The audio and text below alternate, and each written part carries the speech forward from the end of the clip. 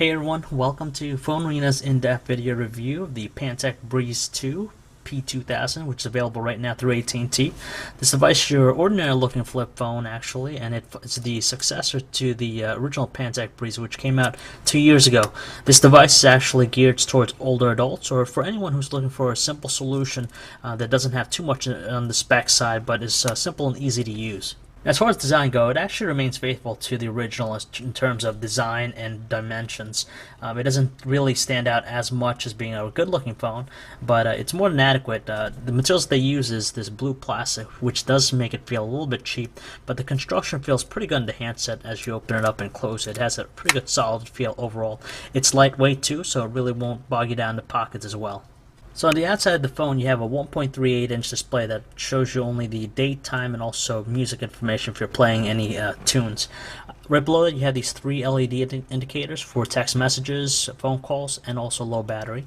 When you open up the handset, you'll be greeted to the 2.2-inch QVGA display, which has support for up to 262,000 colors.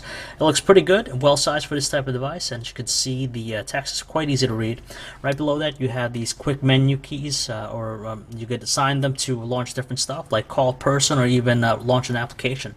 The keypad, though, they are well sized, as you can see, oval in shape. They are flush to the surface, but they're accompanied with a pretty good tactile response. We definitely like the layout and feel of it. On the left-hand side, you just have the volume rocker, while on the right, you have the proprietary USB connection port. And on the back, you have a 1.3 megapixel camera with speakerphone, and removing the back cover will give you access to the battery, SIM card slot, and micro SD card. Now, the neat thing about the Breeze is actually that it offers two different modes for people who aren't really used to using most phones nowadays. For example, right now we have the option for the advanced mode, which presents you the normal looking layout on most Pantech devices. Really pretty decent sized icons, some animations to it, but it's nothing really too different from what we've seen previously. But you could even change it to the Breeze mode, which basically allows it to be a really simplified interface, which gives you some of the most commonly used features on the phone with pretty large text, again geared towards the older population to make it really easy on them to see what's going on the handset itself. Now, when it comes to messaging on the Pantech Breeze 2, the experience is similar to any other Pantech phone out there. So if you want to send a text message, you could do so by using the numeric keypad, and also it has the option for predictive text for faster input. If you're going to do email on the phone, you have the usual AT&T layout here. You just simply put in your username and password, and automatically will set it up for you. And finally, you also have instant messaging on the phone. So if you want to IM someone, you have AIM, Windows Live Messenger, and Yahoo. Even though it's positioned as a basic entry-level phone, we were really surprised by the multimedia capabilities on the Pantech Breeze 2. For example, it uses the same exact music player interface found on other Pantech devices. So if you exit back to the home screen, it's going to continue playing with the mini player loaded. When you close the phone completely, it'll show you what's playing on the outside. And as far as speaker sound quality goes, it's pretty decent on the phone. For something being a basic flip phone, we're really impressed by the web browsing experience on the Breeze 2. It's powered by Opera Mini. As you can see, you have our page overview right here. Scrolling's not a problem with this, and you can just zoom into a specific area, and this text is automatically resized to fit the page, and we're just really impressed by the overall experience by it.